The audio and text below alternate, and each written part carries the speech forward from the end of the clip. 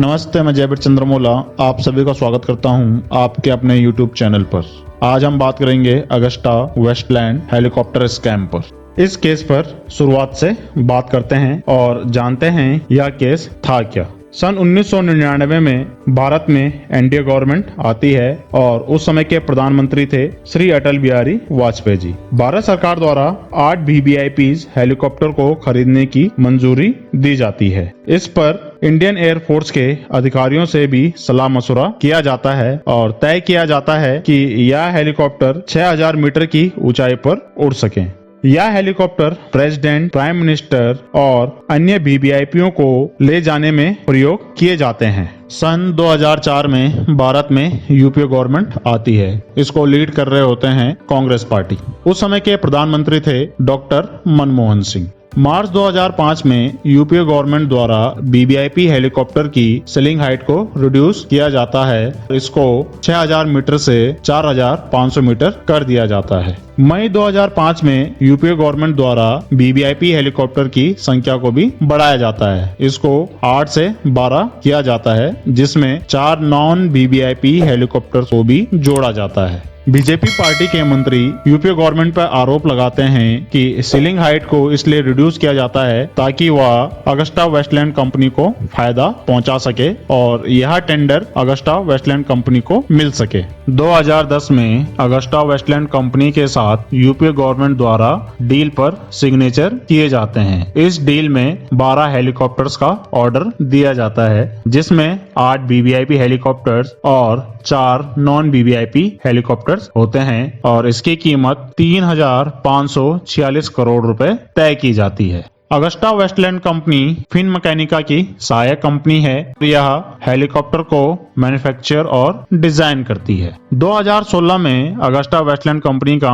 नाम चेंज करके Leonardo helicopter के नाम पर रख दिया जाता है। 2012 में 12 में से 3 हेलीकॉप्टर्स भारत आते हैं और इसी बीच इटली और इंडिया के रिपोर्टर्स द्वारा यह खबर आती है कि इस डील के लिए फिन मैकेनिका कंपनी ने बहुत से लोगों को रिश्वत दी ताकि यह कॉन्ट्रैक्ट उनको मिल सके। अब जाहिर सी बात है, धुआं तभी उड़ता है जब आग लगी हो। बिना आग लगे धुआं नहीं उड़ता है। 2013 में इटली पुलिस द्वारा फिन मैकेनिका के CEO ग्यूसेप्पे ओर्सी को रिश्वत देने के आरोप में अरेस्ट किया जाता है। 25 मार्च 2013 को उस समय के Indian defence minister AK Antony द्वारा यह सुनिश्चित किया जाता है कि फिन मैकेनिका कंपनी द्वारा इस डील को सुनिश्चित करने के लिए बहुत से अधिकारियों को रिश्वत दी जाती है ताकि यह कॉन्ट्रैक्ट उनको मिल सके। साथ ही डिफेंस मिनिस्टर द्वारा इस केस पर CBI जांच के आदेश दिए जाते हैं। CBI द्वारा VVIP हेलीकॉप्टर स्कैम पर पूछताछ की जाती है, जिसमें वह 11 व्यक्तियों से पूछताछ करते हैं और इसमें भूतपूर्व Indian air force chief air chief marshal SP त्यागी और उनके रिश्तेदार भी शामिल होते हैं और इसके साथ वह 4 कंपनियों से भी पूछताछ करते हैं। CBI द्वारा की गई शुरुआती पूछताछ में उन्हें सफिशिएंट एविडेंस मिलते हैं, जिसके बेसिस पर वह FIR रजिस्टर करते हैं। इस FIR में 13 व्यक्तियों के नाम होते हैं। इसमें Indian air force chief air chief marshal SP त्यागी और उनके 3 भाई भी शामिल होते हैं। इसके साथ ही फॉर्मर यूनियन मिनिस्टर संतोष बगोड़िया के भाई सतीश बगोड़िया का नाम भी इस FIR में होता है। साथ ही IDS इन्फोटेक के चेयरमैन और मैनेजिंग डायरेक्टर प्रताप अग्रवाल का नाम भी इस FIR में रजिस्टर्ड किया जाता है। इनके अलावा 4 कंपनियों का नाम भी इस FIR में होता है। पहली इटली में स्थित फिन मैकेनिका, दूसरी UK में स्थित अगस्टा वेस्टलैंड, तीसरी और चौथी चंडीगढ़ में स्थित IDS इन्फोटेक और एरोमेट्रिक कंपनी इस FIR में रजिस्टर्ड की जाती है। 2013 में इंडिया के आर्म्स डीलर अभिषेक वर्मा और उनकी पत्नी का नाम भी इस VVIP हेलीकॉप्टर स्कैम में जोड़ा जाता है। CBI द्वारा इनसे भी पूछताछ की जाती है, लेकिन 2017 में CBI स्पेशल कोर्ट द्वारा अभिषेक वर्मा और उनकी पत्नी को इस केस से बरी किया जाता है। ED यानी इन्फोर्समेंट डायरेक्टरेट ED द्वारा भी इस केस में इन्वेस्टिगेशन की जाती है। मार्च 2015 में ED को क्रिश्चियन मिशेल के नाम पर 1 करोड़ 12 लाख रुपए की संपत्ति मिलती है। साथ ही कुछ लग्जरी कार और 54 लाख रुपए का फिक्स डिपॉजिट मिलता है। ईडी और सीबीआई की रिपोर्ट के बेसिस पर सितंबर 2015 में सीबीआई कोर्ट द्वारा क्रिश्चियन मिशेल के नाम पर open non bailable warrant issue किया जाता है ताकि सीबीआई द्वारा क्रिश्चियन मिशेल से पूछताछ की जा सके और उन्हें इस डील में कितना रुपए मिला है या भी पूछताछ हो सके। अरेस्ट वारंट के बेस पे सीबीआई द्वारा इंडियन इंटरपोल से रिक्वेस्ट की जाती है कि वह क्रिश्चियन मिशेल के नाम पर रेड कॉर्नर नोटिस जारी करे और उसे इंडिया में लाया जाए। 5 दिसंबर 2018 को क्रिश्चियन मिशेल को दुबई से इंडिया में एक्सट्राडाइट किया जाता है और सीबीआई कोर्ट द्वारा क्रिश्चियन मिशेल को 5 दिन की सीबीआई कस्टडी में भेज दिया जाता है ताकि सीबीआई उनसे पूछताछ कर सके। सन 2010 में यूपीए गवर्नमेंट द्वारा ऑगस्टा वेस्टलैंड कंपनी के साथ वीवीआईपी हेलीकॉप्टर डील को फाइनल किया जाता है और इस डील में कुछ सीनियर ऑफिसर्स भी इन्वॉल्व होते हैं और इनके द्वारा यह सुनिश्चित किया जाता है कि यह डील ऑगस्टा वेस्टलैंड कंपनी को मिल सके।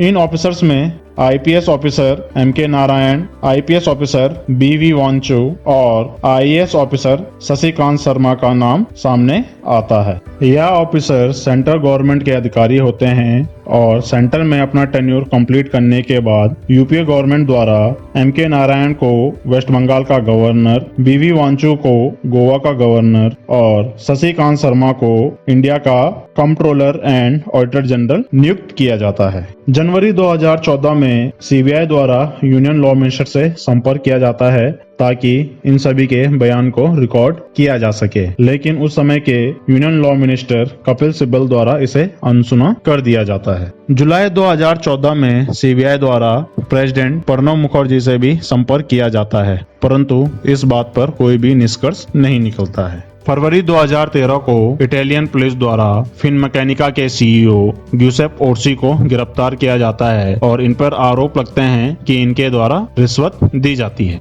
जनवरी 2014 में भारत सरकार द्वारा वीवीआईपी हेलीकॉप्टर डील को कैंसिल कर दिया जाता है और इसके साथ ही ऑगस्टा वेस्टलैंड के साथ हुई बैंक गारंटी को भी भारत सरकार द्वारा जब्त कर लिया जाता है और साथ ही जून 2014 में भारत सरकार द्वारा ऑगस्टा वेस्टलैंड से 1600 करोड़ रुपए वसूले जाते हैं। हालांकि भारत सरकार को इस वीवीआईपी हेलीकॉप्टर डील्स में किसी भी प्रकार का नुकसान नहीं होता है, लेकिन यह बात भी सामने आती है कि इसमें 360 करोड़ रुपए की रिश्वत दी जाती है। इटालियन गवर्नमेंट द्वारा वीवीआईपी हेलीकॉप्टर स्कैम पर इन्वेस्टिगेशन की जाती है और अक्टूबर 2014 में इटालियन कोर्ट द्वारा ex Indian air force officer chief SP Tyagi पर करप्शन के चार्जेस लगते हैं और इसके साथ फिनमैकेनिका के सीईओ ग्यूसेप ओर्सी पर भी इंटरनेशनल करप्शन के चार्जेस लगते हैं और साथ ही क्रिश्चियन मिशेल, ग्यूडोहेस्की और कार्लो गेरोसो पर भी रिश्वत देने के चार्जेस लगते हैं।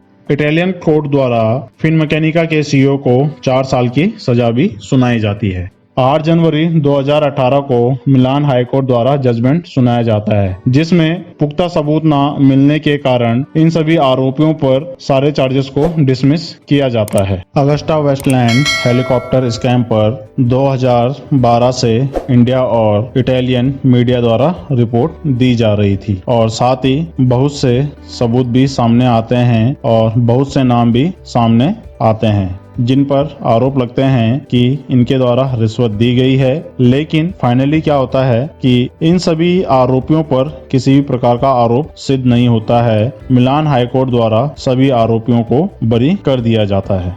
इस स्कैम पर आपकी क्या राय है, आप हमें कमेंट कर अवश्य बताएं और साथ ही कोई सुझाव है तो वह भी अवश्य दें। आपके अपने YouTube चैनल जयवीर अमोलो को सब्सक्राइब करना ना भूलें। इस वीडियो को अंत तक देखने के लिए धन्यवाद।